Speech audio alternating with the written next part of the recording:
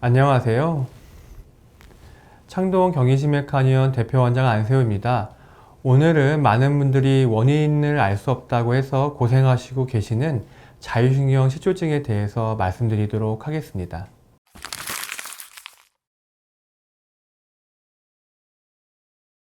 우리 몸 안에는 우리 몸의 항상성을 유지해주는 자율신경계라는 게 있습니다.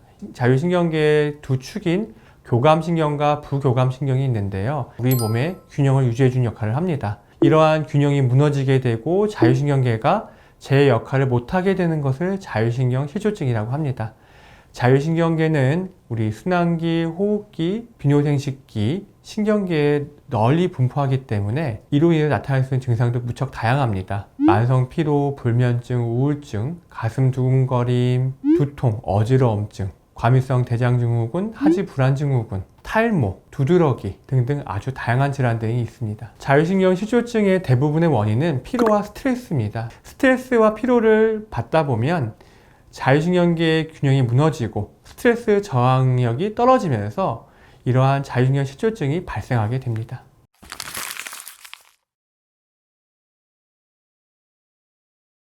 생길 수 있습니다. 왜냐하면 자율신경계는 우리 몸의 곳곳에 분포하기 때문에 자율신경이 문제가 생기게 되면 혈액순환에 문제가 생겨서 손발 저림이나 수족 냉증이 생길 수가 있는데요. 이 중에서 특히나 교감신경이 과하게 흥분하게 되면 혈관이 수축하게 되고 이로 인해서 손발이 저리거나 또는 차가워지는 증상들이 나타날 수가 있습니다.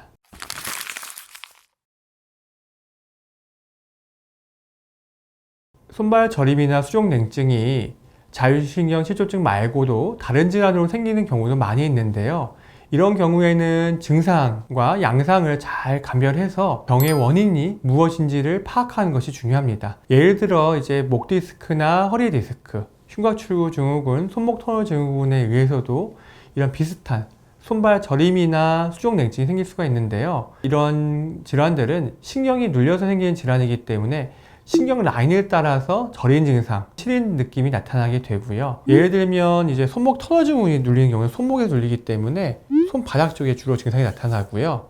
이 중에서 첫 번째, 두 번째, 세 번째 쪽에 주로 증상이 나타나게 됩니다. 흉곽출구 증후군이 눌리는 경우에는 손의 안쪽, 척골신경 라인이라고 하는데 이쪽과 새끼손가락 쪽에 주로 차가운 증상과 저린 증상들이 나타나게 됩니다. 이와는 대조적으로 자율신경 실조증에 의해서 증상이 생기게 되면 손 전체, 팔 전체, 다리 전체 이렇게 신경 라인이 아니라 전체적으로 좀 증상이 나타나는 경향성이 있습니다. 또한 자율신경 실조증으로 나타나는 경우에는 스트레스를 받았을 때 이런 저리거나 시린 증상들이 더 심해지는 경향이 있습니다.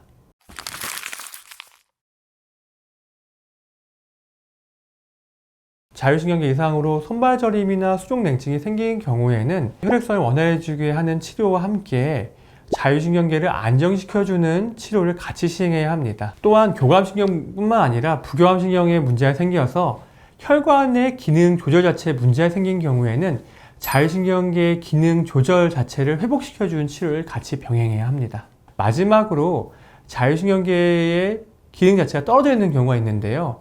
이런 경우들은 한의학적으로 기어나 양어에 해당됩니다. 교감신경의 기능도 저하되어 있고 부교감신경의 기능도 저하되어 있는 경우인데요. 이럴 때는 세포대사의 기능을 촉진시켜 줄 수 있는 기어와 양어 한약제를 같이 넣어서 치료하는 것이 중요합니다.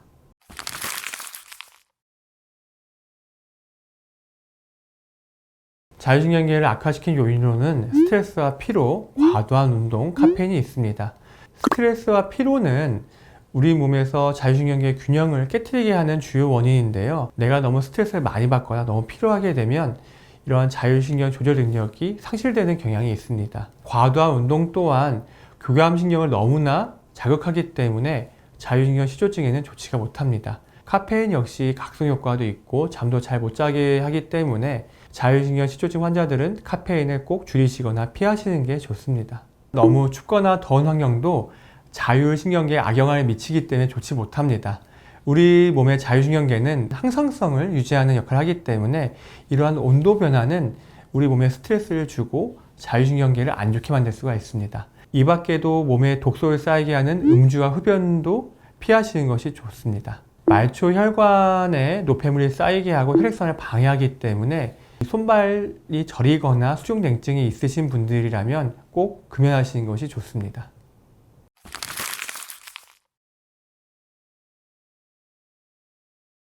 자율신경 실조증을 예방하고 관리하기 위해서는 피로와 스트레스 관리가 무엇보다 중요합니다. 평상시에 충분한 수면을 취하고 스트레스를 받지 않게끔 잘 관리를 해주어야 합니다. 규칙적으로 운동하시는 것도 좋은데요. 너무 강하게 운동하기보다는 중증도 강도의 유산소 운동을 꾸준하게 일주일에 3회 이상 하시는 것이 좋습니다. 이와 함께 제철과일이나 채소, 단백질을 충분히 섭취하시는 게 좋습니다. 이런 것들을 충분히 섭취해야만 스트레스 저항력이 길러지게 되고 외부에서 내 몸에 스트레스가 자극이 가해지더라도 자율신경의 균형이 유지되게 됩니다. 또한 자율신경 실조증에 좋은 호흡법 하나를 알려드리자면 코로 천천히 숨을 들이쉬고 입으로 천천히 내쉬는 호흡법이 있습니다. 이렇게 코로 천천히 들이쉬고 입으로 천천히 내쉬게 되면 우리 몸의 부교감 신경이 조금 더 증진된 효과가 있습니다. 이렇게 되면 과한군되었던 교감신경이 안정을 찾게 되고요. 부교감 신경 기능이 국도화지면서 내 마음이 좀 불안하거나 가슴이 두근거리거나 불안 초조한 자율신경 실조증 환자라면 안정되는 효과가 있습니다. 손발 저림과 수족냉증이 있는 환자한테 좋은 운동법으로는 모관 운동이라는 운동이 있는데요. 누워서 손발을 위로 올린 상태에서 이렇게 탈탈탈 털어주는 운동입니다. 이렇게 하게 되면 말초의 혈액순환이 원활해지면서 손발 저림이나 수족냉증이 감소하는 효과가 있습니다.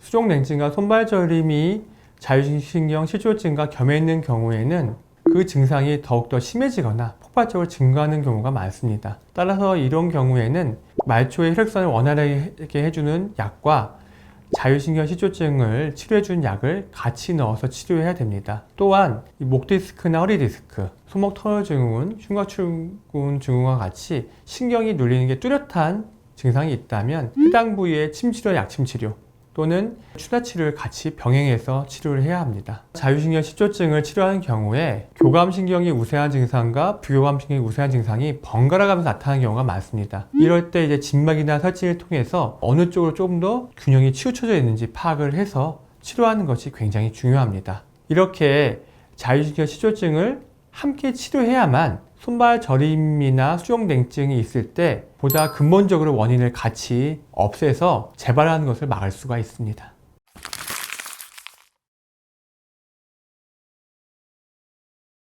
예전에 고3 수험생을 어머니께서 한번 데려온 적이 있으셨는데 고3 수험생의 주된 증상은 손발이 너무 차갑고 기운이 없는 것이었습니다. 최근에는 어지러워서 몇 번 쓰러지기까지 해서 어머니께서 너무 걱정이 되셔서 보약이라도 좀 먹이면 나아질까 데려오셨습니다. 증상을 자세히 살펴보니 맥이 불안정하고 또 촌부맥이 위아래 널뛰게 하는 동맥이 느껴지면서 혀를 보니 혀 가운데가 갈라져 있는 자율신경 실조증을 겸한 증상이었습니다. 최근에 쓰러졌던 증상도 물어보니까 쓰러지기 전에 쓰러질 것 같은 느낌이 들고 가슴 두근거림도 느껴지는 미주신경성 실신을 동반한 그런 증상이었습니다. 증상을 잘 보니 또 긴장할 때 손발에 땀도 많이 나는 장조증도 겸하고 있었습니다. 그래서 기운을 북돋아주는 보약과 함께 자율신경을 안정시켜줄 수 있는 약을 같이 넣어서 처방을 하였고 이런 증상들이 많이 개선이 되어서 기운도 나고 어지럼도 줄어들고 손발도 많이 따뜻해졌던 기억이 있습니다. 최근에 이 학생이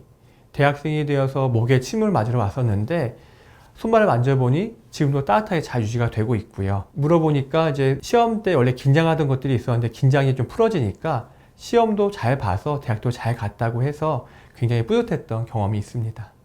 여기까지 수족냉증과 손발 저림의 원인이 되는 자율신경 실조증에 대해서 말씀드렸습니다. 손발이 너무 차갑거나 저려서 각종 검사에서 나오지 않고 고생하고 계시다면 꼭 한번 내원하셔서 진찰을 받아보시기를 권해드립니다. 더 많은 궁금증이 있으시다면 네이버 톡톡이나 댓글로 남겨주시면 상세하게 설명드리도록 하겠습니다. 감사합니다.